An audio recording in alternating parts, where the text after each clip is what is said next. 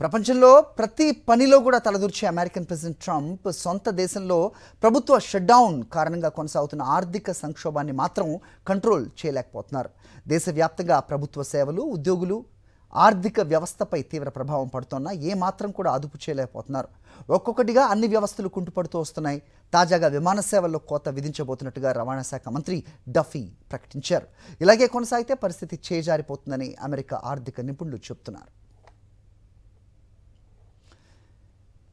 America సంయుక్త రాష్ట్రాల్లో విమాన ప్రయాణాలు చేయాలనుకునే వారికి గడ్డుకాలం ఎదురైందని చెప్పాలి. ప్రభుత్వ షట్డౌన్ ప్రభావంతో పాటుగా తరచూ తలెత్తుతున్న సాంకేతిక లోపాల కారణంగా దేశవ్యాప్తంగా విమాన సేవలకు తీవ్ర అంతరాయం ఏర్పడింది. ఇవాళ నుంచి ఏకంగా 1800 విమాన సర్వీసెస్ను రద్దు చేయాలని ఫెడరల్ ఏవియేషన్ అడ్మినిస్ట్రేషన్ ప్రకటించింది. అయితే ఈ విమానాల రాకపోకల అంతరాయానికి ప్రధాన కారణం ఎయిర్ ట్రాఫిక్ కంట్రోలర్స్పై పెరుగుతున్న పని భారం. అక్టోబర్ 1 నుంచి ప్రారంభమైన ప్రభుత్వ షట్డౌన్ వల్ల కంట్రోలర్లు జీతాలు లేకుండానే విధి నిర్వహణలో పాల్గొనాల్సి వస్తోంది.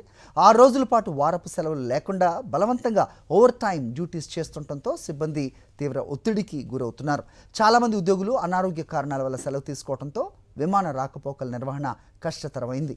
ఈ పరిస్థితిలో విమాన భద్రతను కాపాడటం కోసం రద్దీని తగ్గించాలని FAA ఈ కఠిన నిర్ణయం తీసుకుంది.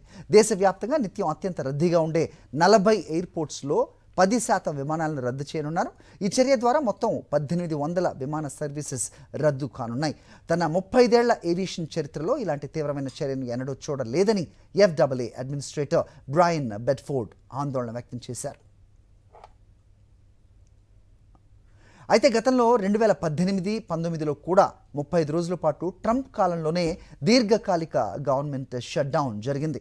ప్రస్తుతం ఈ షట్డౌన్కి కారణం డొనాల్డ్ ట్రంప్ ప్రభుత్వం, కాంగ్రెస్ మధ్య తలెత్తిన బడ్జెట్ వివాదం. 2026 బడ్జెట్కు కాంగ్రెస్ ఆమోదం ఇవ్వకపోవటం వల్లే ఈ షట్డౌన్ కొనసాగుతోంది. ఇది కనీసం మరో వారం లేదా అంతకంటే ఎక్కువ కాలం కొనసాగవచ్చని ఎక్స్పర్ట్స్ అంచనా వేస్తున్నారు. ఇంకా కొంతకాలం ఇలాగే కొనసాగితే పరిస్థితి చేజారిపోతుందని అమెరికన్ ఎకనామిక్ అనలిస్టులు చెబుతున్నారు.